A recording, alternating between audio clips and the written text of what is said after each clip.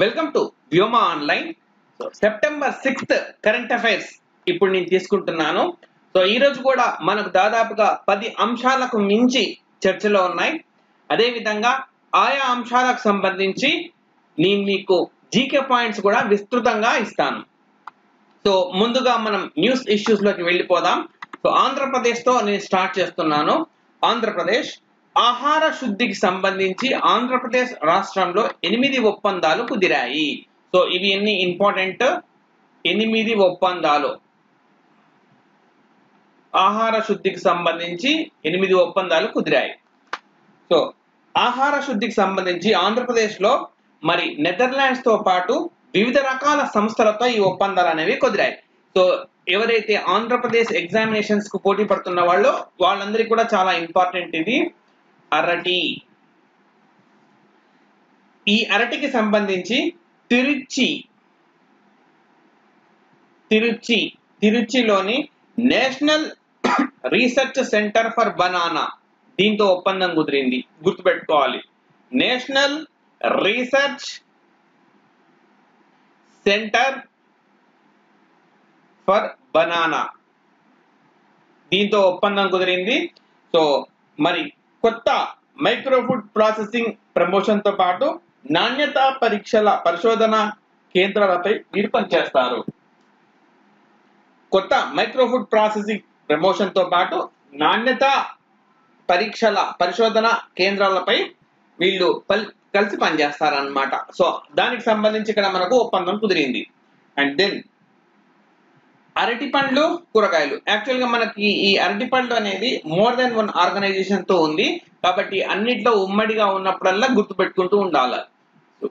అరటి పండ్లు అండ్ కూరగాయల శుద్ధి కోసం మనకు పూణేకు చెందిన future tech foods private limited future tech foods private limited tech foods ఇది మీకు పీడిఎఫ్ కూడా ఇస్తాము. ప్రైవేట్ లిమిటెడ్ ఈ సంస్థతో ఒప్పందం అనేది కుదిరింది. అలాగే టమాటో అరటి. సో అరటి ఎన్నిసార్లు వస్తుందో మీరు పరిశీలించండి. టమాటో అండ్ అరటి వీటికి సంబంధించి మరి ప్రాసెసింగ్ అన్నమాట. ప్రాసెసింగ్ లో మౌలిక సదుపాయాలు basic infrastructure in the processing లో మౌలిక సదుపాయాలు కల్పించడానికి మనకు బిగ్ బాస్కెట్ తో ఒప్పందం కుదిరింది. బిగ్ బాస్కెట్ అనే సంస్థతోటి ఒప్పందం కుదిరింది. అలాగే సో ఇక్కడతో మనకు అరటి అనేది ఆగిపోయింది. అండ్ నెక్స్ట్ ఇంకా వేరే అంశాలు మామిడి, చీని, మిరప, మ్యాంగో అన్నమాట. మామిడి, చీని, మిరప వీటికి సంబంధించి ఐటీసీతో ఒప్పందం కుదిరింది. అలాగే మనకు ప్రాసెసింగ్ ఆఫ్ ద ఆనియన్, ఉల్లి ప్రాసెసింగ్ అన్నమాట.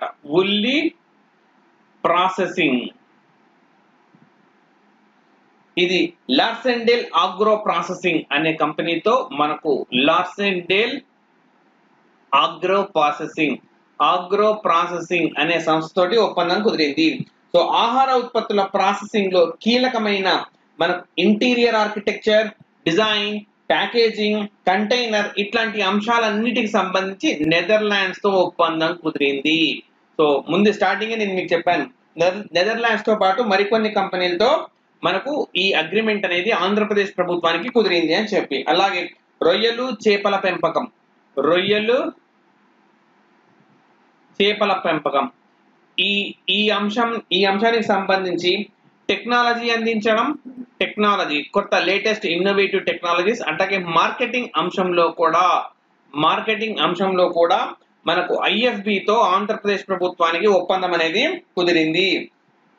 సో అలాగే మత్స్య సంపద ఎగుమతి, ఫిషింగ్ ఎక్స్పోర్ట్ అన్నమాట. మత్స్య సంపద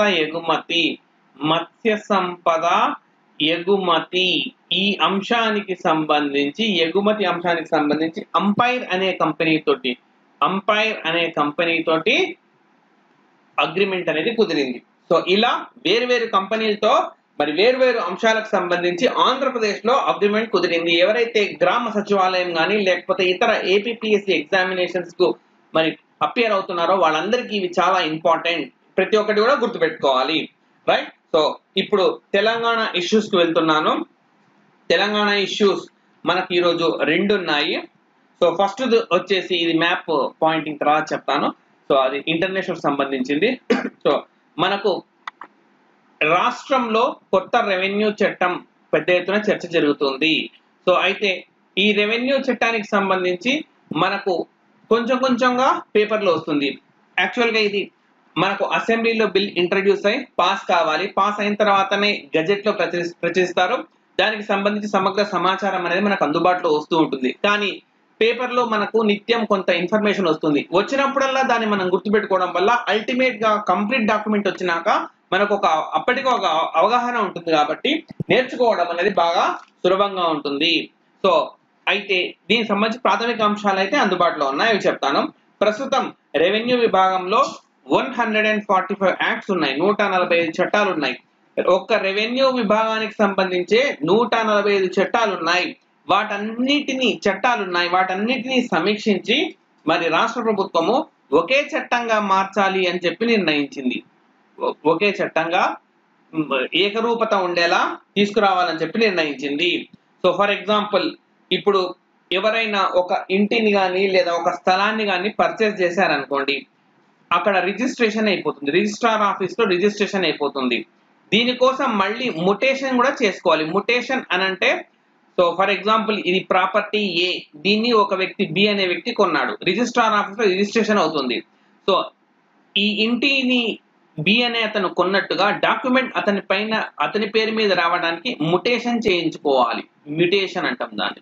సో ఈ విధంగా అంటే రిజిస్ట్రార్ ఆఫీస్ లో చెల్లించాలి, మళ్ళీ మ్యుటేషన్ ఆఫీస్ లో కూడా చెల్లించాల్సి ఉంటుంది. అంటే ఒకే కొనుగోలుకు సంబంధించి వివిధ రకాల ప్రక్రియలు అనేవి ప్రస్తుతం ఉన్నాయి. ఇప్పుడు కాకుండా కొత్త పద్ధతిలో రిజిస్ట్రేషన్ అయిన వెంటనే ముటేషన్ కూడా పూర్తి కావాలి అన్న పద్ధతిలో రానుంది. సో రేపొద్దున కొత్త రెవెన్యూ చట్టం వచ్చినా కూడా మనం ఈ పాయింట్ అనేది మీకు స్పృహలో ఉండాలన్నమాట. ఇప్పుడు తాజాగా ఉన్న చట్టం ప్రకారం రిజిస్ట్రేషన్ ఒక చోట అవుతుంది, ముటేషన్ మరో చోట అవుతుంది. సో ముటేషన్ దగ్గర కూడా మళ్ళీ చేయించుకోవాలంటే ఫీ కట్టాలి.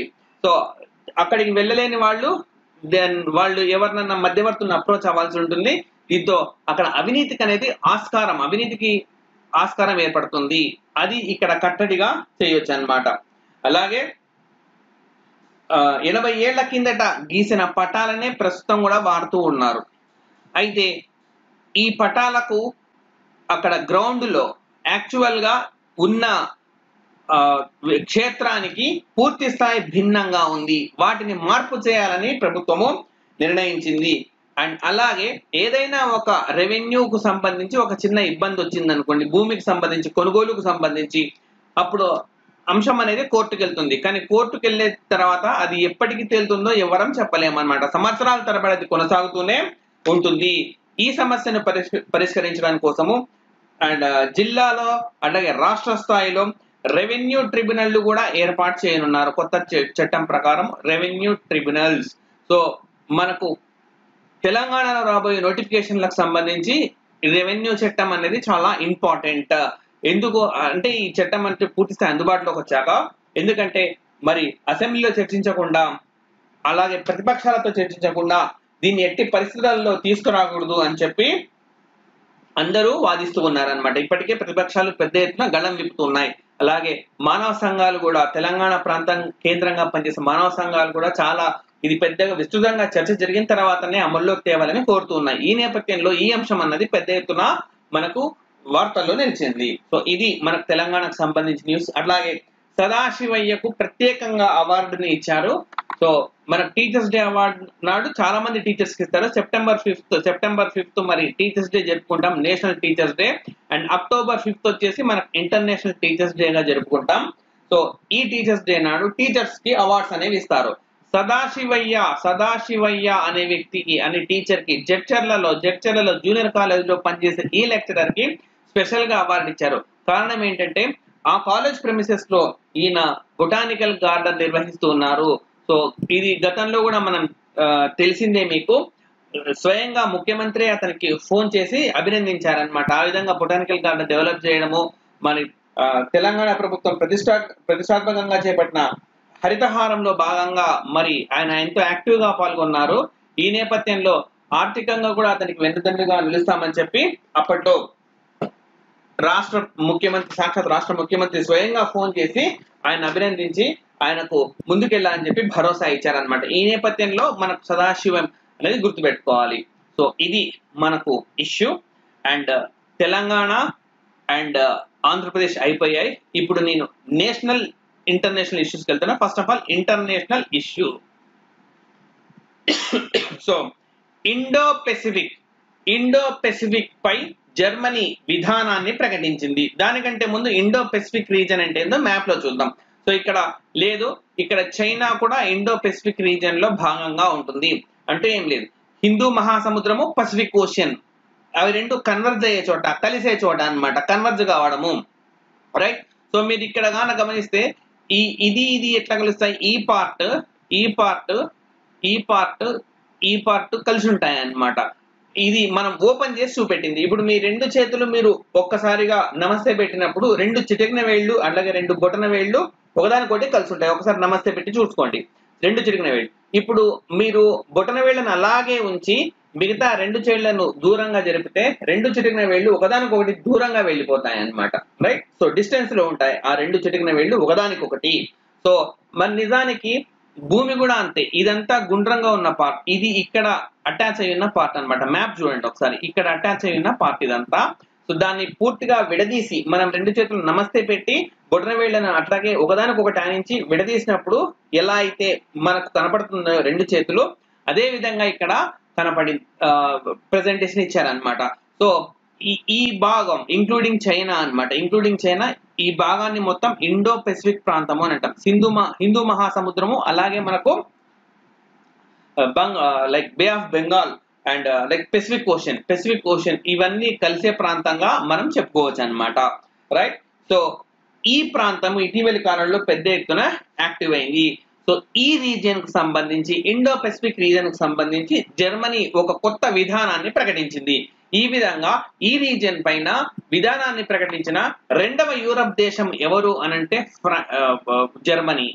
జర్మనీ. మొదటి యూరప్ దేశం ఏది అనంటే ఫ్రాన్స్. బాగా గుర్తుపెట్టుకోవాలి, మొట్టమొదటి యూరప్ దేశము ఫ్రాన్స్ అయితే రెండవ యూరప్ దేశము జర్మనీ.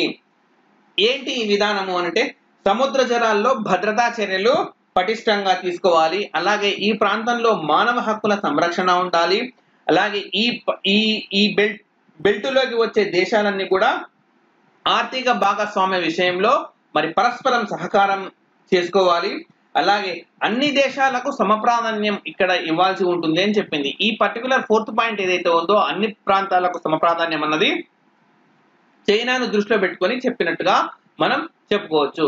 ఎందుకు అనంటే ఈ ప్రాంతంలో చైనా అనేది చాలా లైక్ అగ్రెసివ్ గా బిహేవ్ చేస్తూ ఉంటుంది, దుందుడుగా బిహేవ్ చేస్తూ ఉంటుంది. సౌత్ చైనా సీలో మొత్తం నాదే అంటుంది. ఈ విషయమై మరి వియత్నాంతో, జపాన్తో ఇట్లా చాలా దేశాలతో చైనాకు విభేదాలు అనేవి ఉన్నాయన్నమాట. రైట్. సో ప్రధానంగా ఈ అంశాలన్నీ చర్చించింది. సో ఈ పసిఫిక్ హిందూ మహాసముద్రాలు దాదాపుగా కలిసే ప్రాంతాలే ఇండో పెసిఫిక్ రీజన్ అంటాం. సో ఈ ప్రాంతం ఎందుకంత ఇంపార్టెంట్ అనంటే ప్రపంచంలోనే జనాభా పరంగా 1వ స్థానము 2వ స్థానంలో ఉన్న రెండు దేశాలు ఇక్కడే ఉన్నాయి. సో మొదటి స్థానంలో మనకు చైనా ఉంటే 2వ స్థానంలో భారత్ ఉంది. అలాగే ప్రపంచంలోనే అతి ఎక్కువగా ముస్లిమ్స్ ఉన్న దేశము ఇండోనేషియా. ఈ ఇండోనేషియా కూడా మనకు ఇక్కడ ఉంటుంది. సో ఈ ప్రాంతం ఇండోనేషియా ఉంటుంది, మ్యాప్ లో చూసుకోండి. సో ఇండోనేషియా, ఇది ఆస్ట్రేలియా, సో ఇది ఇండోనేషియా అన్నమాట. ఇండోనేషియా ఇక్కడే ఉంటుంది. సో ఈ విధంగా చాలా కీలకమైన ప్రాంతం అన్నమాట సోషల్ గా. అట్లాగే వాణిజ్యం అనేది కూడా ఈ ప్రాంతాల్లో చాలా ఎక్కువగా జరుగుతూ ఉంటుంది. ఈ నేపథ్యంలో ఇది చాలా కీలకమైన ఏరియా, అందుకే చైనా దీనిపై పూర్తి స్థాయిలో పట్టు బిగించాలని చూస్తూ ఉంది. దానికి కౌంటర్ గా భారత్ అదే విధంగా ఆస్ట్రేలియా, జపాన్, అమెరికా దేశాలు జట కట్టాయి. సో నిన్న క్లాస్ లో కూడా మనం డిస్కస్ చేసాం క్వాడ్ సంబంధించి. సో అమెరికా కూడా ఇటీవలి కాలంలో ఈ ప్రాంతం పైన పెద్ద ఎత్తున ఫోకస్ చేస్తూ ఉంది చైనాను అడ్డుకోవడానికి. ఈ విధంగా ఇది ఒక జియో పొలిటికల్ ఇష్యూగా మారింది, అంటే భూ రాజకీయ అంశము, భూ రాజకీయ అంశము, జియో పొలిటికల్ ఇష్యూ అన్నమాట ఇది, right. So very very important. మరి ఈ ఈ ఇండో పెసిఫిక్ రీజియన్ కి సంబంధించి భారతదేశానికి ఏదైనా విధానం ఉందా అంటే ఎస్, భారతదేశానికి ఒక విధానం ఉంది. ఆ విధానం ఏంటి అంటే సాగర్ అని చెప్పాలి. సాగర్ అనే విధానాన్ని భారత్ అవలంబిస్తూ ఉంది. సాగర్ అంటే ఏంటి? Security and growth for all region. So భారతదేశం కాబట్టి మరి అన్ని ప్రాంతాలు అభివృద్ధి చెందాలి అని కోరుకుంటూ ఉంది. సెక్యూరిటీ, సాగర్ బాగా important. Security and growth for all region. So ఈ విధంగా భారతదేశము యాక్టివ్ గా ఉంది. ఇందులో భాగంగానే మనం మాల్దీవ్స్ కి పెద్ద ఎత్తున రుణాన్ని కూడా ఇస్తూ ఉన్నాము. శ్రీలంకకు చాలా సహాయం చేస్తుంది భారతదేశము. సో ఇందులో భాగంగానే చేస్తుంది అనమాట. సో ఇది మనకు మొట్టమొదటి ఇష్యూ, ఇండో పసిఫిక్ ఇష్యూ చాలా ఇంపార్టెంట్. సో దీనిపై విధానాన్ని ప్రకటించిన మొదటి యూరప్ దేశము ఫ్రాన్స్, రెండవ యూరప్ దేశము Germany, right. So next international ఇష్యూకు నేను వెళ్తున్నాను. రెండవ ఇంటర్నేషనల్ ఇష్యూ ఇది బిమ్స్టెక్ నియమావళి ప్రకటించింది. సో బిమ్స్టెక్ అంటే ఏందో ముందుగా తెలుసుకోవాలి. ఇది ఒక abbreviation form. So Bay of Bengal initiative for multi sectoral technical and economic cooperation. So Bay of Bengal initiative for multi sectoral technical and economic cooperation. ఇది మనకు పూర్తి రూపం అన్నమాట బిమ్స్టెక్ అనేది. సో ఈ బిమ్స్టెక్ అనేది 1997లో ఏర్పాటు అయింది. 1997లో ఏర్పాటైన ఆర్గనైజేషన్ ఇది. సో ఈ బిమ్స్టెక్ అనేది దక్షిణాసియా అండ్ ఆగ్నేయాసియాలను కలిపే ఒక కూటమిగా చెప్పొచ్చు. దక్షిణాసియా అండ్ మ్యాప్ లో ఉంది కాబట్టి నేను ఇక్కడ చూపిస్తాను నేను మీకు. దక్షిణాసియా, సో ఇక్కడ దక్షిణాసియా ప్రాంతాలు ఇదంతా దక్షిణాసియా. ఈ ప్రాంతం ఏదైతే ఉందో ఆగ్నేయేషియా. ఇలా దక్షిణాసియా, ఆగ్నేయేషియా ప్రాంతాలను కలిపే ఒక ఆర్గనైజేషనే బిమ్స్టెక్ ఆర్గనైజేషన్. ఈ బిమ్స్టెక్ ఆర్గనైజేషన్ లో దేశాలను గుర్తుపెట్టుకోవడం చాలా చాలా సులభం. సో ఆ టెక్నిక్ నేను ఇప్పుడు మీకు చెప్తున్నాను. సింపుల్. భారతదేశానికి 7 దేశాలతో సరిహద్దు ఉందన్న సంగతి మీకు తెలిసిందే. ఇది కొత్తగా చెప్పాల్సిన పని లేదు, చిన్నప్పటి నుంచి కూడా చదువుకుంటూ ఉంది. భారతదేశానికి 7 దేశాలతోటి మనకు ల్యాండ్ బౌండరీ అనేది ఉంది. అయితే ఇందులో మనకు రైట్ పాకిస్తాన్ ని తీసేయండి, ఆఫ్ఘనిస్తాన్ ను తీసేయండి, చైనాను తీసేయండి. ఈ 3ని తీసేస్తే మనకుండే 4 ఏమేమి ఉన్నాయి? Myanmar, Nepal, Bhutan and Bangladesh. ఈ 4 ఉన్నాయి. ఈ 4తో పాటు మనకు Sri Lanka plus Thailand and India. ఈ దేశాల కూటమే ఈ బిమ్స్టెక్. సో దీనికోసం బట్టి పట్టాల్సిన పనిలా ఇండియా, మయన్మార్, నేపాల్ అట్లా నేర్చుకోవాల్సిన పని లేదు. భారతదేశానికి సరిహద్దు ఉన్న 7 దేశాల్లో 3 దేశాలను తీసేయాలి. అండ్ మిగతా 4 దేశాలు plus India and Sri Lanka and Thailand తో భారతదేశానికి మనకు లైక్ వాటర్ బార్డర్ అనేది ఉందన్నమాట, జలపరమైన బార్డర్ అనేది ఉంది. సో ఇట్లా ఈజీగా గుర్తుపెట్టుకోవచ్చు. అండ్ మనకి ఇక్కడ ఈ ఇండియా, మయన్మార్, నేపాల్, భూటాన్, బంగ్లాదేశ్ అనేవి దక్షిణాసియా అవుతాయి. దక్షిణాసియా కిందికి వస్తాయి. దక్షిణాసియా. శ్రీలంక అండ్ థాయిలాండ్ అనేవి మనకు ఆగ్నేయాసియా అంటే మీరు ఈజీగా చూసుకోవచ్చు సౌత్ ఈస్ట్ అని చెప్పనమాట. South east. సో దీన్ని ఆగ్నేయము అని అంటారు అనమాట. నార్త్ ఉత్తరము, ఇటు ఈశాన్యము, ఇది తూర్పు, ఇది ఆగ్నేయము, దక్షిణము, ఇది నైరుతి ఋతుపవనాలు అంటారు కదా, అట్లా గుర్తుపెట్టుకోవచ్చు. ఇది పశ్చిమము అండ్ ఇది వాయువ్యము. భారతదేశానికి వాయువ్యాన పాకిస్తాన్ ఉందన్నమాట. ఈ విధంగా దిక్కులు అనేవి ఉన్నాయి మనకు. దక్షిణాసియా, ఆగ్నేయాసియాలను కలిపే కూటమి ఏది అని అడుగుతారు. అప్పుడు మీరు ఏం చెప్పాలి? బిమ్స్టెక్ అని చెప్పాలి. ఎప్పుడు ఏర్పడింది? 1997లో ఏర్పడింది. అండ్ మరి ఈ 1997లో ఇది ఏర్పడింది. అప్పటి నుంచి ఏర్పడినప్పుడు ఏవైతే నిబంధనలు రూపొందించుకున్నారో ఆ నిబంధనలే కొనసాగుతూ ఉన్నాయి. నిజానికి 1997లో బ్యాంకాక్ డిక్లరేషన్ అనేది వచ్చిందనమాట. థాయిలాండ్ లో ఉంటుంది మనకు బ్యాంకాక్. ఈ బ్యాంకాక్ లో చర్చించి ఈ కూటమి ఏర్పాటు చేశారు. బ్యాంకాక్ డిక్లరేషన్ అంటాం. ఆ రోజు ఏదైతే మనం ప్రకటన చేశారో ఆ ప్రకటనే నియమావళిగా కొనసాగుతుంది, కానీ ప్రత్యేకంగా ఎలాంటి నియమావళిని ఏర్పాటు చేసుకోలేదు. అయితే తాజాగా కొత్తగా ఈ బిమ్స్టెక్ దేశాలకు సంబంధించిన సచివాలయము లేదా సెక్రటరియేట్ దీన్ని కొత్తగా డెవలప్ చేసింది. మరి దీని సచివాలయం లేదా సెక్రటరియేట్ ఏ దేశంలో ఉంది అంటే బంగ్లాదేశ్ లో ఉందని చెప్పాలి. బంగ్లాదేశ్ లో బిమ్స్టెక్ సచివాలయం ఎక్కడ ఉంది అని అంటే బంగ్లాదేశ్ లో ఉంది. సో కొత్త నియమావళి మరి ఏం చెప్తుంది అంటే సహకారానికి ప్రాధాన్యం ఇవ్వాలి. ఒక దేశం మరొక దేశంతో సహకరించుకోవాలి. అలాగే విజన్ ఉండాలి, దీర్ఘదృష్టి ఉండాలి. ఏ పని చేసినా కూడా ఈ రోజు నష్టం వచ్చినా సుదీర్ఘ కాలంలో అది లాభం రావాలి. పరస్పరము అన్ని పక్షాలకు ఒక ఎకనామిక్ అండ్ సోషల్ బెనిఫిట్ ఉండాలి అని చెప్పింది. అలాగే పరస్పర సహకారం అన్న అంశంతో అన్ని దేశాలు ముందుకెళ్ళాలి అని చెప్పి నియమావళిని రూపొందించింది. సో ఇటీవలే ఏ దేశాల కూటమి నియమావళిని తొలిసారిగా రూపొందించుకుంది. ఆర్గనైజేషన్ ఏర్పడిన 23 సంవత్సరాల తర్వాత నియమావళిని రూపొందించుకున్న కూటమి ఏది అంటే బిమ్స్టెక్ అని చెప్పాలి. సో బిమ్స్టెక్ ఫుల్ ఫామ్ ఏంటి? Bay of Bengal initiative for multi sectoral technical and economic cooperation. అలా అడగగానే మీకు మొత్తం వచ్చేసేయాలన్నమాట. అండ్ దెన్ దీని సెక్రటరియట్ ఎక్కడ ఉంది అంటే బంగ్లాదేశ్ లో ఉంది దీని సెక్రటరియట్. సో ఎప్పుడు ఏర్పడింది? 1997లో ఏర్పడింది. దేశాలు ఇప్పుడు మీకు ఈజీగా గుర్తుంటాయి. శ్రీలంక, థాయిలాండ్ ఒకటి గుర్తుపెట్టుకోవాలి. మిగతావన్నీ India plus except China, Afghanistan and Pakistan boundary ఉన్న అన్ని దేశాలు, రైట్? సో ఇవి మనకు రెండు ఇంటర్నేషనల్ ఇష్యూస్, రెండు very very important. So Indo Pacific region and BIMSTEC, ఈ రెండు ఇంటర్నేషనల్ ఇష్యూస్ ఈ రోజు నేను చెప్పాను. నా నేను నేషనల్ ఇష్యూస్ కి వెళ్తున్నాను. చాలా కీలకమైన ఇష్యూ చెప్తున్నాను ఇప్పుడు నేను, రైట్? అది జాతీయ ప్రాధాన్య ప్రదేశంగా మనకు భాగపత్ ని ఆర్కియాలజికల్ సర్వే ఆఫ్ ఇండియా ప్రకటించింది. భాగపత్, రైట్? సో ఏమని ప్రకటించింది? ఇది జాతీయ ప్రాధాన్యం గల ప్రదేశము అని చెప్పింది. జాతీయ ప్రాధాన్యం, నేషనల్ ఇంపార్టెన్స్, రైట్? ఎందుకు అనంటే 2018లో ఈ ప్రాంతంలో మనకు కొన్ని పురాతన వస్తువులు దొరికాయి. ఏంటి అంటే గుర్రపు రథాలు, అలాగే హార్స్ రిమైన్స్, అట్లాగే ఖడ్గం, హార్స్ రిమైన్స్ దొరికింది, ఖడ్గము దొరికింది, రైట్? అట్లాగే హెల్మెట్ గా భావిస్తున్నారు, అంటే యుద్ధం చేసేటప్పుడు రక్షణాత్మకంగా యూజ్ చేసేది. తెలుగులో ఏం పేరేంటి, హెల్మెట్ గానే చెప్పుకోవచ్చు.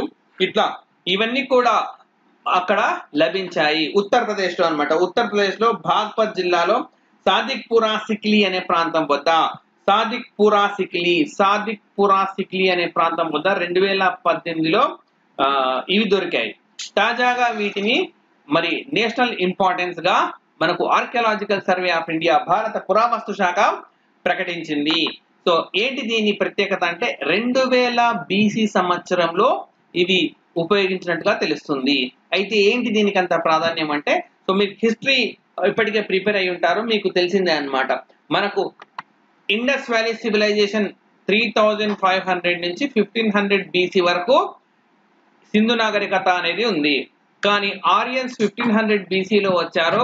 ఈ 1500 BCలో మరి విదేశాల నుంచి వచ్చిన ఆరియన్స్ ఎవరైతే ఉన్నారో వాళ్లకు గుర్రం వాడకం అనేది ఉంది. వాళ్ళు యుద్ధ ప్రియులు, వాళ్ళు ఎక్కువగా యుద్ధాలు చేస్తూ ఉంటారు. అండ్ సింధు నాగరికత ప్రజలు శాంతి కామకులు, వాళ్ళకి అంతగా తెలియదు. కాబట్టి ఈ ఆర్యుల చేతిలో ఓడిపోయిన వాళ్ళు దక్షిణ భారతదేశానికి వచ్చేసారు అన్నది ఒక సిద్ధాంతం. ఆర్యన్ ఇన్వేషన్ థియరీ అంటాం దీన్ని. హిస్టరీలో మీకు వస్తుంది ఆర్యన్ ఇన్వేషన్ థియరీ. అయితే మరి సింధు నాగరికత ప్రజలకు గుర్రం తెలియదు అని కూడా మీకు చాలా సందర్భాల్లో మనకు అన్ని కాంపిటేటివ్ ఎగ్జామినేషన్స్ లో వచ్చిన క్వశ్చన్ ఇది. కింది జంతువుల్లో సింధు నాగరికత ప్రజలకు తెలియని జంతువు ఏదని అడుగుతారు. ఆన్సర్ గుర్రం. చాలా స్టాండర్డ్ గా ఉండేది. మరి 1500 BCలో వీళ్ళు ఉన్నారు కాబట్టి వీళ్ళకు గుర్రం తెలియదు అంటున్నారు. మరి 2000 BCలో ఉత్తరప్రదేశ్ ప్రాంతంలో ఏ విధంగా గుర్రపు ఆనవాళ్లు లభించాయి అన్నది ఇప్పుడు పెద్ద ప్రశ్న అన్నమాట. అంటే ఆర్యులు విదేశీయులు కాదు, ఆర్యులు స్వదేశీయులే అని చెప్పే వాళ్లకు ఇది ఒక ఎవిడెన్స్ అన్నమాట. ఎస్, గుర్రం అంతకుముందు నుంచే భారతదేశంలో ఉంది. ప్రాబబ్లీ మనకు సింధు నాగరికత ప్రాంతంలో ఉపయోగించిన ఆనవాళ్లు దొరకకపోయి ఉండొచ్చు, బట్ గుర్రం అనేది అప్పటికే భారతదేశంలో ఉంది అని చెప్తారు. కానీ ఇప్పుడు ఇది ఒక సవాల్ అన్నమాట. ఎవరైతే ఆరియన్స్ విదేశాల నుంచి వలస వచ్చారు, విదేశాల నుంచి వచ్చి ఇక్కడ సింధు నాగరికత ప్రజల్ని ఓడించారని చెప్పే థియరీ ఎవరైతే ఉన్నారో వాళ్ళు దీన్ని ఛాలెంజ్ గా తీసుకుని ఎక్స్ప్లెయిన్ చేయాల్సి ఉంటుంది. నిజానికి ఇవి ఆర్యులు వాడినవా, ఆర్యులు ఎక్కడి వాళ్ళైనా కాదా, లేదా సింధు నాగరికత ప్రజల్లో కాకుండా వేరే కల్చర్ పీపుల్ ఇక్కడ ఉండి వాళ్ళు ఉపయోగించే వాళ్ళ, ఇవన్నీ కూడా ఇప్పుడు మనము ప్రశ్నించదగ్గ అంశాలుగా చెప్పుకోవచ్చు, రైట్? సో ఇది మనకు ఓకే ఒక ఇంపార్టెంట్ గా చెప్పుకోవచ్చు. నిజానికి ఎక్కడైతే ఇవి లభించాయో ఢిల్లీకి 68 కిలోమీటర్స్ దూరంలో ఉన్నాయి. ఇవి ఢిల్లీకి 68 కిలోమీటర్స్ లో, యమునా తీరంలో ఉంటుంది ఢిల్లీకి 68 కిలోమీటర్ల దూరంలో మనకి ఆనవాళ్ళు అనేవి 2018లో లభించాయి. రైట్. సో ఇది మనకు హిస్టరీ కూడా ఒక్కొక్కప్పుడు కరెంట్ అఫైర్స్ లో భాగంగా ఉంటుంది, దానికి మనం ఏం చేయలేము, మీరు గుర్తుంచుకోవాల్సింది. Right. So and next most important national ఇష్యూకి నేను వెళ్తున్నాను. అదేంటంటే చిన్నారుల సంరక్షణకు సంబంధించి మనకు ఒక సూచి విడుదల అయ్యింది. Very very important. ఇట్లాంటి రిపోర్ట్స్ అన్ని కూడా బాగా మనకు ఇంపార్టెంట్ అన్నమాట. మరి ఈ రిపోర్టును రిలీజ్ చేసింది ఎవరంటే vice president of India Venkaiah Naidu garu release చేశారు. ఈ రిపోర్ట్ పేరు ఏంటంటే state of young child. State అని అంటే స్థితి అని అర్థం, ఇక్కడ రాష్ట్రం అని కాదు. State of the young child. State of the young child అంటే బాలుల స్థితి అని చెప్పుకోవచ్చు. స్టేట్ అంటే స్థితి అన్నమాట. సాలిడ్ స్టేట్, లిక్విడ్ స్టేట్ అంటాం కదా, అట్లా ఇదొక స్థితి. సో ఈ బాలుల స్థితి ఎలా ఉంది అన్నది ఈ రిపోర్ట్ లో మనకు చెప్పారు. సో కొన్ని ఇంగ్లీష్ నేర్చుకోవాల్సి ఉంటుంది అనివార్యంగా. ఈ సూచీలో మనకు 2 అంశాలు ఉన్నాయి. రైట్. ఈ 2 అంశాలు సపరేట్ గా ర్యాంకింగ్ ఇచ్చారు కాబట్టి నేను మీకు చెప్తున్నాను. ఫస్ట్ ఏంటంటే యంగ్ చైల్డ్ అవుట్కమ్ ఇండెక్స్ అంటే బాలల వృద్ధి సూచి అనుకోవచ్చు. బాలల వృద్ధి సూచి అనుకోవచ్చు. సో ఇంగ్లీష్ లో కూడా చెప్తాను, ఇంగ్లీష్ లో కూడా గుర్తుపెట్టుకోండి. సో దీన్ని ఇంగ్లీష్ లో ఏమంటారంటే యంగ్ చైల్డ్ అవుట్కమ్ ఇండెక్స్ అంటారు. యంగ్ చైల్డ్ అవుట్కమ్ ఇండెక్స్ ఇది ఒక సూచి. అండ్ రెండోది ఇంకొక సూచి ఉంది దీంట్లో. సో అది ఏంటంటే మరి పర్యావరణానికి సంబంధించి బాలల పర్యావరణ సూచి. రెండోది ఏంటంటే బాలల పర్యావరణ సూచి. బాలల పర్యావరణ సూచి. బాలల పర్యావరణ సూచి. So young child environment index అన్నమాట. Young child environment index. Environment index. Environment index. So ఇట్లా 2 ఉంటాయి. సో మొట్టమొదలు బాలల వృద్ధి సూచి యంగ్ చైల్డ్ అవుట్కమ్ ఇండెక్స్ లో చూస్తే దీంట్లో ఏమేమి పరిశీలిస్తారంటే చిన్నారుల లేదా బాలుల ఆరోగ్యం అంశం పరిశీలిస్తారు. పోషణ న్యూట్రిషన్, అలాగే నాలెడ్జ్ జ్ఞాన వృద్ధి అనమాట. కాగ్నిటివ్ ఎబిలిటీస్ అంటాం ఇంగ్లీష్ లో. ఎగ్జాక్ట్ గా అంటే కాగ్నిటివ్ ఎబిలిటీ అంటారు, అంటే జ్ఞాన వృద్ధి. కాగ్నిటివ్ ఎబిలిటీ అంటే లైక్ జ్ఞాన వృద్ధి అని అర్థం. అలా ఇవన్నీ ఎలా కొలుస్తారు, ఇవన్నీ ఎలా సేకరిస్తారు అంటే దీనికి పారామీటర్స్ గా శిశు మరణాల రేటు, చైల్డ్ మోర్టాలిటీ రేట్ అంటాం ఇంగ్లీష్ లో, శిశు మరణాల రేటు. అండ్ ఓకే, ఇట్లాంటి అంశాలు తీసుకుంటారన్నమాట. అలాగే ప్రాథమిక తరగతుల్లో హాజరవుతున్న విద్యార్థులు, ఎక్కువ మంది విద్యార్థులు హాజరవుతూ ఉంటే మరి ఎక్కువ మందికి కాగ్నిటివ్ ఎబిలిటీస్ పెరుగుతాయి అన్నమాట, జ్ఞానం వృద్ధి చెందుతుంది. స్కూల్ కు కాలేజీకి అటెండ్ అయితే జ్ఞానం అనేది వృద్ధి చెందుతుంది. సో అదే అంశం ఇక్కడ కూడా మనం చెప్పుకోవచ్చు. సో ఈ సూచీలో అగ్రస్థానంలో ఉన్న రాష్ట్రాలు ఏవి అని అంటే ఫస్ట్ కేరళ ఉంది, తర్వాత గోవా ఉంది, తర్వాత త్రిపుర, తర్వాత తమిళనాడు, తర్వాత మిజోరం. సో మీరు ఫస్ట్ టాప్ 2 గుర్తుపెట్టుకుంటే సరిపోతుంది, కేరళ, గోవా. రైట్. కేరళ, గోవా మనకు ఈ ఇండెక్స్ ఏదైతే ఉందో బాలల వృద్ధి సూచి యంగ్ చైల్డ్ అవుట్కమ్ ఇండెక్స్ లో ఫస్ట్ టాప్ 2 ప్లేస్ లో ఉన్నాయి కేరళ, గోవా. మీకు గుర్తుంటుంటే కేరళ, గోవాలు గతంలో కూడా మనకు ఇదే విధంగా వచ్చాయి ఒక అంశానికి సంబంధించి. So August 29th current affairs నేను డిస్కస్ చేశాను దాన్ని. అదేంటంటే మనకు భారతదేశంలో ప్రతి ఇంటికి అకౌంట్ ఉన్న 2 రాష్ట్రాలు ఉన్నాయి. ప్రతి ఇంటికి ఒక బ్యాంక్ అకౌంట్ ఉన్నవి మరి 2 రాష్ట్రాలు ఉన్నాయి, అవి కేరళ, గోవా. చూడండి, కేరళ, గోవా అభివృద్ధి బాగా ఉన్న దగ్గర బ్యాంక్ అకౌంట్స్ ఉంటాయి, అలాగే అన్ని రకాల సూచనల్లో అవి అగ్రస్థానంలో ఉంటాయనడానికి ఇది ఒక నిదర్శనం అన్నమాట. సో నెక్స్ట్ మరి డిస్మల్ పర్ఫార్మెన్స్ మనకు నేషనల్ యావరేజ్ ఒకటి తీశారు. నేషనల్ యావరేజ్, ఈ నేషనల్ యావరేజ్ కంటే కూడా తక్కువ ఉన్నవి 8 రాష్ట్రాలు ఉన్నాయి. జాతీయ స్థాయి సరాసరి లేదా యావరేజ్ కంటే తక్కువగా ఉన్న రాష్ట్రాలు 8 ఉన్నాయి. ఆ రాష్ట్రాలను 8 రాష్ట్రాలను ఈజీగా గుర్తుపెట్టుకోవచ్చు. సో నేను ఒక ఫార్ములా ఇస్తాను, గుర్తుపెట్టుకోండి. బీమారు స్టేట్స్. బీమారు అంటే బీహార్. సో ఇది కొత్తగా వాడుతుందేం కాదు, బీమారు రాష్ట్ర అని చెప్పి అటల్ బిహారీ వాజ్పేయి, మాజీ ప్రధాని అటల్ బిహారీ వాజ్పేయి బాగా వాడేవారు ఆయన. సో బీమారు స్టేట్స్ కో బీమార్ ఆగయా. బీమార్ అంటే హిందీలో జ్వరం అన్నమాట. సో అట్లా వాడేవాళ్ళు. సో ఎంఏ బీమారు, ఎంఏ అంటే మధ్యప్రదేశ్. అట్లాగే ఆర్ బీమారు, బీమారు అన్నమాట. ఆర్ అంటే రాజస్థాన్, రాజస్థాన్. బీమారు స్టేట్స్ కో బీమార్ ఆగాయ అనేవాళ్ళు. ఉత్తరప్రదేశ్. సో మనకు 8 రాష్ట్రాల్లో జాతీయ స్థాయి యావరేజ్ కంటే 8 రాష్ట్రాలు తక్కువగా ఉన్నాయి. అందులో 4 రాష్ట్రాలు ఆల్రెడీ వచ్చేసాయి మీకు. బీహార్, బీమారు స్టేట్స్, మధ్యప్రదేశ్, రాజస్థాన్, ఉత్తరప్రదేశ్. అండ్ ఇంకా ఎట్లా గుర్తుపెట్టుకోవచ్చు ఇంకా మిగతా 2 రాష్ట్రాలు, మిగతా 4 రాష్ట్రాలు అంటే బీహార్ నుంచి విడిపడిందే జార్ఖండ్. జార్ఖండ్ కూడా అట్లాగే వెనకబడింది ఈ సూచీలో. అలాగే మధ్యప్రదేశ్ నుంచి వెనకబడింది ఛత్తీస్గఢ్. ఛత్తీస్గఢ్ కూడా అదే పరిస్థితి ఉంది. సో 6 రాష్ట్రాలు అయిపోయినాయి. మిగతా 2 రాష్ట్రాలు ఏవి అంటే అస్సాం అండ్ మేఘాలయ. అస్సాం అండ్ మేఘాలయ గుర్తుపెట్టుకుంటే సరిపోతుంది మీకు. BIMARU states plus Assam and Meghalaya. BIMARU states లోనే మనం జార్ఖండ్, ఛత్తీస్గఢ్ తీసుకోవాలి. ఎందుకంటే ఒకప్పుడు అది బీహార్ లో, జార్ఖండ్ అనేది బీహార్ లో భాగం ఒకప్పుడు, ఛత్తీస్గఢ్ అనేది మధ్యప్రదేశ్ లో భాగం ఒకప్పుడు. రైట్. సో ఇట్లా మనం గుర్తుపెట్టుకోవచ్చు. ఈ కింది వానలో జాతీయ స్థాయి యావరేజ్ కంటే తక్కువ ఉన్న రాష్ట్రాలు ఏవి అని అడుగుతారు అనుకోండి, కాంబినేషన్స్ లో ఎగ్జామినేషన్ టఫ్ చేయాలనుకుంటే అప్పుడు మీకు ఇది ఫార్ములా అనేది ఉపయోగపడుతుంది. సో 2 సూచనల్లో నేను ఇప్పుడు డిస్కస్ చేసింది మొదటి సూచి, యంగ్ చైల్డ్ అవుట్కమ్ అనే సూచిని డిస్కస్ చేశాను.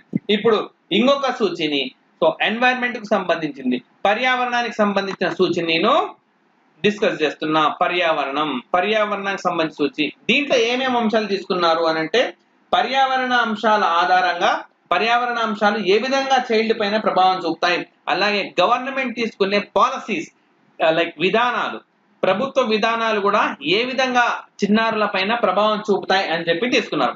ఇందులో ఏమేమి అంశాలు పరిశీలించారంటే, పావర్టీ ఎలివియేషన్ అంటే పేదరిక నిర్మూలన, పేదరిక నిర్మూలన అంశాన్ని తీసుకున్నారు.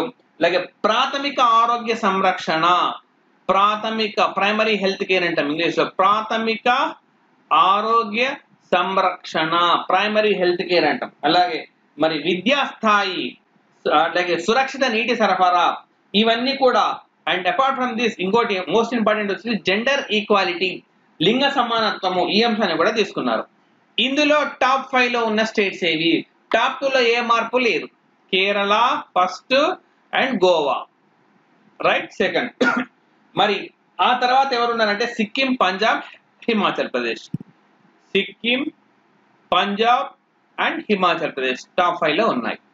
8 రాష్ట్రాలు యథావిధిగా ఉన్నాయి. సో మీకు 8 రాష్ట్రాలు ఇప్పుడు ఈజీగా గుర్తుంటాయి. BIMARU states, Bihar, Madhya Pradesh, M for BIMAR Rajasthan, U for Uttar Pradesh. And B నుంచి విడిపోయింది, బీహార్ నుంచి విడిపోయింది జార్ఖండ్, మధ్యప్రదేశ్ నుంచి విడిపోయింది ఛత్తీస్గఢ్. మిగతా 2 రాష్ట్రాలు అస్సాం అండ్ మేఘాలయ అయిపోయింది. ఈ 8 రాష్ట్రాలు ఇక్కడ కూడా ఉన్నాయన్నమాట. ఈ విధంగా మనకు బాలల పర్యావరణ సూచి అండ్ బాలల అవుట్కమ్ సూచి అన్నమాట. ఇవి 2 కూడా ఈ అంశము చాలా కీలకమైనది. టాప్ 2 స్టేట్స్ కేరళ, గోవా రెండిట్లో కూడా. రైట్. సో ఇది. నెక్స్ట్ నేను ద్వైపాక్షిక అంశానికి వెళ్తున్నాను. ద్వైపాక్షిక అంశము, బైలేటరల్ ఇష్యూ, ద్వైపాక్షిక అంశము. సో చైనా సెప్టెంబర్ 5 ఎర్లీ మార్నింగే లైక్ ఒక హెచ్చరిక చేసింది. మొత్తం ఈ సరిహద్దుల్లో ఏదైతే వివాదం అనేది జరుగుతూ ఉందో దీని అంతటి కారణం భారత్. సో తప్పునంతా భారత్ పై నెపం నెట్టే ఒక ఆరోపణలు చేసుకుంటూ వెళ్ళింది. నెపమంతా భారత్ పైన నెట్టేందుకు యత్నించింది. దీన్ని సమర్థంగా భారత రక్షణ శాఖ మంత్రి రాజ్నాథ్ సింగ్ తిప్పుకొట్టారు. సో ఎక్కడ అనంటే రష్యాలో. సో SCO మీటింగ్ కి ఆయన వెళ్ళారు. SCO Shanghai and corporation organisation, ఈ మీటింగ్ ఆయన వెళ్ళారు. అది గతంలో కూడా చూసాం మన క్లాసులలో. అండ్ ఈ మీటింగ్ సందర్భంగా మరి ఉన్నత స్థాయి చర్చలు జరపాలని చెప్పి చైనానే ప్రతిపాదించింది. చైనా ప్రతిపాదించిన మేరకు మరి ఆ దేశ రక్షణ మంత్రి వి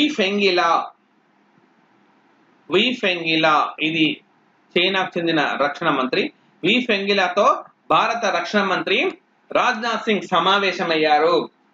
అండ్ ఈ సమావేశానికి చాలా ప్రాధాన్యం ఉందని చెప్పుకోవచ్చు. ఎందుకంటే మే నుంచి 2 దేశాల మధ్య తీవ్ర స్థాయిలో ఉద్రిక్తలు అనేవి ఉన్నాయి.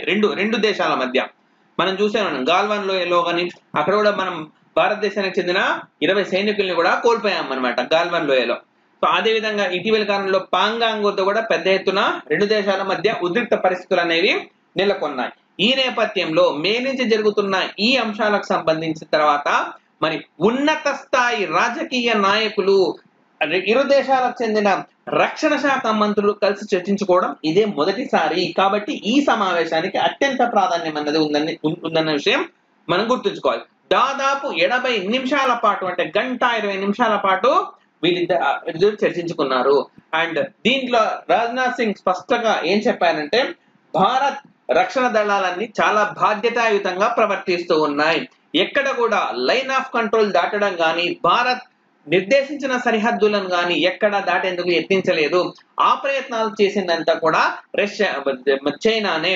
అండ్ ఇమ్మీడియట్ గా మీరు మీ ఫోర్సెస్ ను అక్కడి నుంచి విత్డ్రా చేసుకోవడంతో పాటు అండ్ శాంతియుత వాతావరణం నెలకొల్పేందుకు యత్నిస్తే అప్పుడు చర్చల్లో పురోగతి ఉంటుంది. కానీ ఒకవైపు మీరు ఆయుధాలను సమకూరుస్తూ మిలిటరీని తెచ్చుకొని పెట్టుకుంటూ అలాగే సైన్యాన్ని తీసుకొచ్చి మోహరించి కవ్వింపు చర్యలకు పాల్పడుతూ అండ్ చర్చలకు కూర్చోవాలంటే అవి ఎంత మాత్రము ఫలప్రదం కావు అని చెప్పి ఆయన స్పష్టంగా వాళ్ళకు తెలియజేశారు. రైట్, ఇది ద్వైపాక్షిక అంశానికి సంబంధించింది. అండ్ నెక్స్ట్ ఎకానమీ ఇష్యూ, చాలా ఇంపార్టెంట్ ఎకానమీ ఇష్యూ నేను డిస్కస్ చేస్తున్నాను.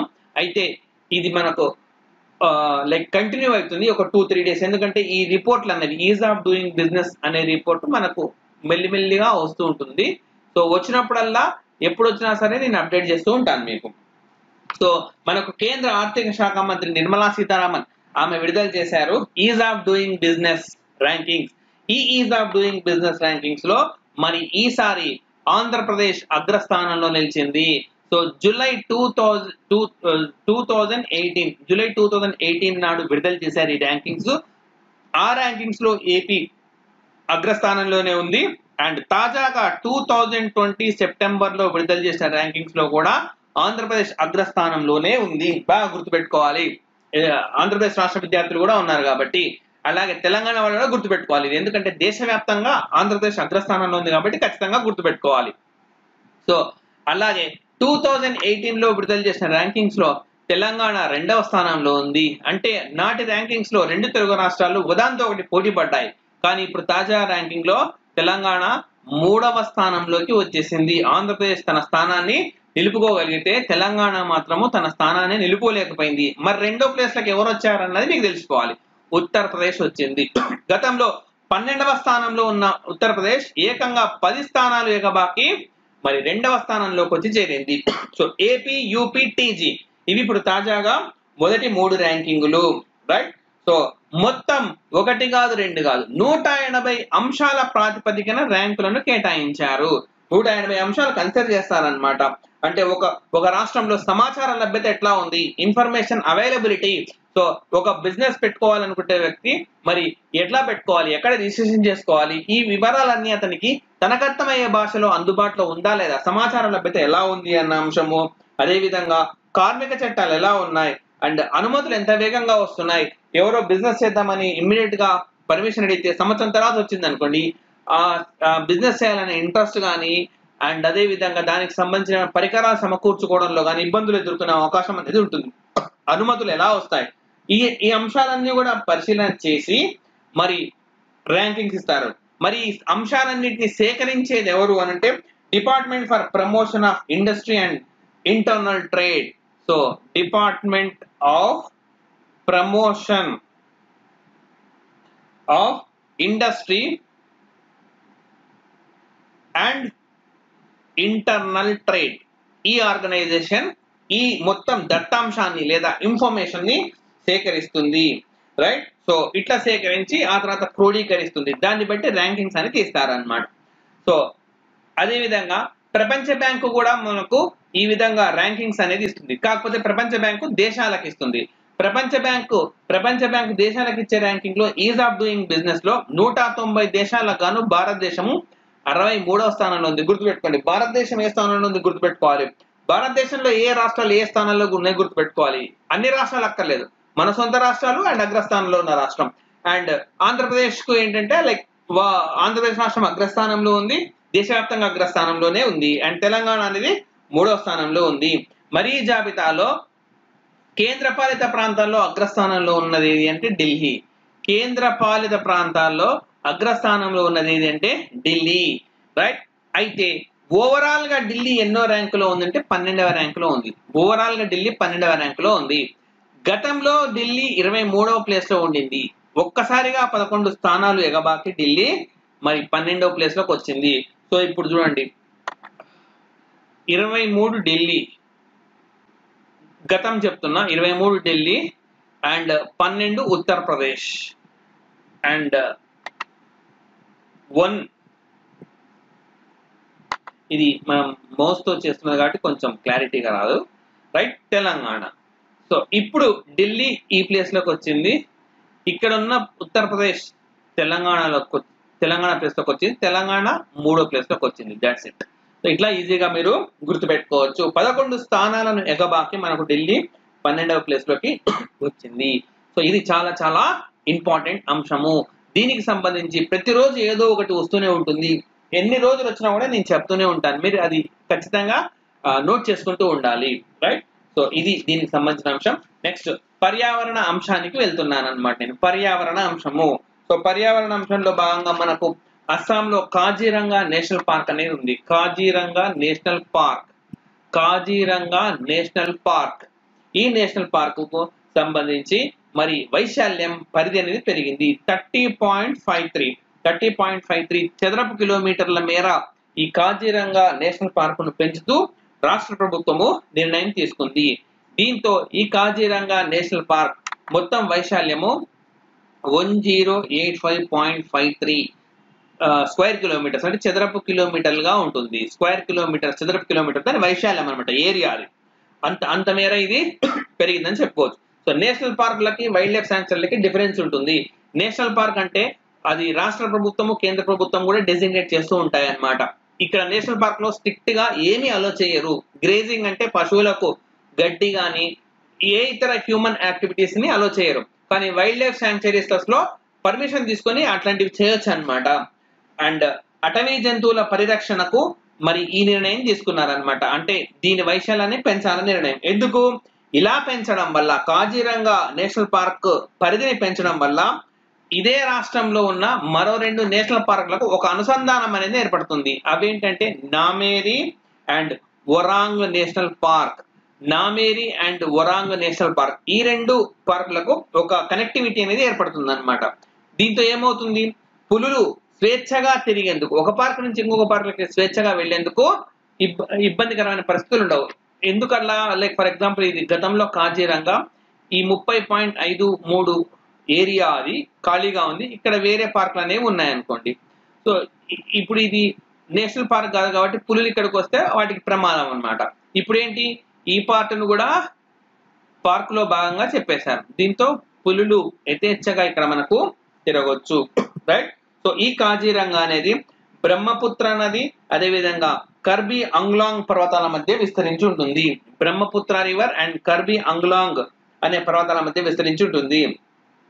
సో మనకు ఇక్కడ 1 హార్న్డ్ రైనోసిరస్ కూడా ఉంటాయి. 1 హార్న్డ్ అంటే లైక్ ఒకే ఒక కొమ్ము ఉన్న ఖడ్గమృగం అన్నమాట. తెలుగులో ఖచ్చితంగా చెప్పుకోవాలంటే ఒకే ఒక కొమ్ము ఉన్న ఖడ్గమృగం. ప్రపంచంలో ఒకే ఒక కొమ్ము ఉన్న ఖడ్గమృగాలు అతి ఎక్కువ సంఖ్యలో ఎక్కడ ఉన్నాయనంటే కాజీరంగా నేషనల్ పార్క్ లోనే ఉన్నాయి. సో 1974లో దీన్ని జాతీయ పార్క్ గా ప్రకటించారు. 1974లో it has been declared as the national park and 1985లో యునెస్కో వరల్డ్ హెరిటేజ్ సైట్ గా కూడా ఇది గుర్తింపు పొందింది. అండ్ అలాగే 2006లో భారత ప్రభుత్వం దీన్ని టైగర్ రిజర్వ్ గా కూడా ప్రకటించింది. సో చాలా చాలా ఇంపార్టెంట్ కాజీరంగా నేషనల్ పార్క్ అనేది, అందుకే కొంచెం టైం తీసుకొని చెప్పాను, రైట్. ఇవన్నీ GK points, right. So next and persons in news లోకి నేను వెళ్తున్నాను. Persons in news, Alexei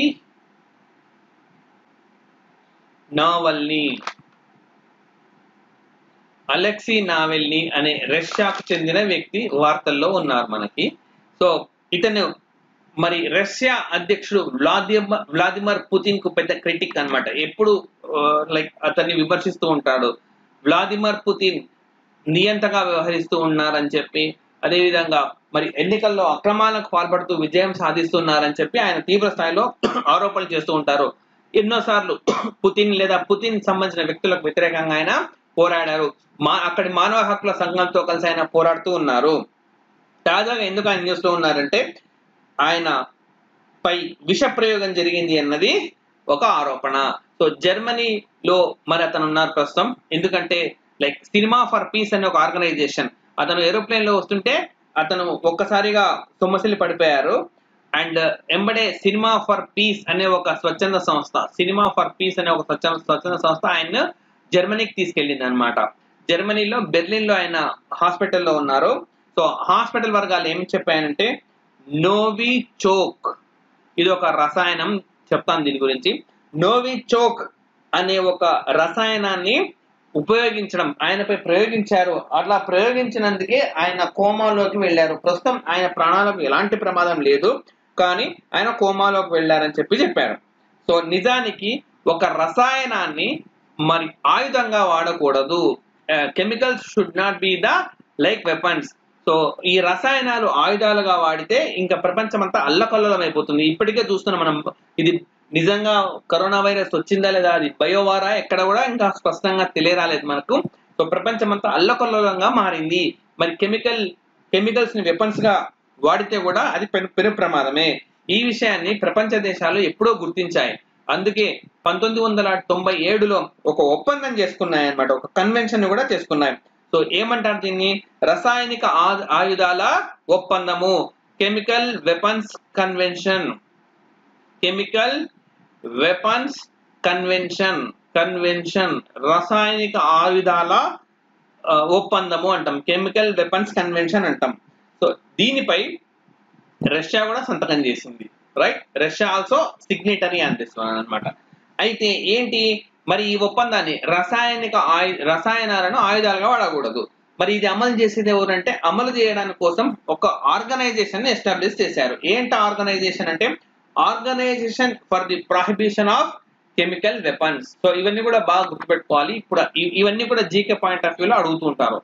organisation for the prohibition of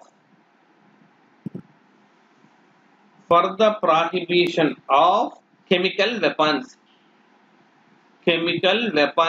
so మరి ఇది ఎక్కడ ఉంది అంటే హేగ్ లో ఉంది, నెదర్లాండ్స్ లో హేగ్ లో ఉంది. మీకు ఇంటర్నేషనల్ కోర్ట్ ఆఫ్ జస్టిస్ ఎక్కడ ఉంది? హేగ్ లో ఉంది, సేమ్ అక్కడే.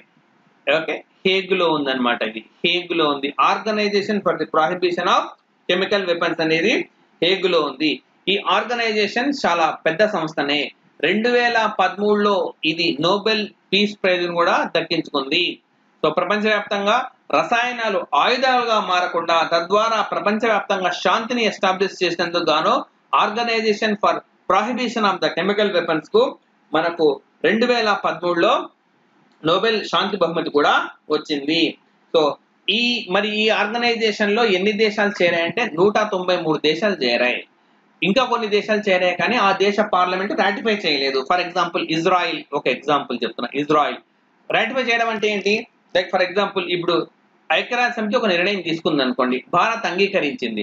అయితే భారత్ ఐక్యరాజ్య సమితిలో అంగీకరిస్తే సరిపోదు, భారతదేశ పార్లమెంట్ అంగీకరించాలి. ఎందుకంటే ప్రపంచ దేశాలన్నీ కూడా సార్వభౌమ దేశాలు, సావరిన్ కంట్రీస్.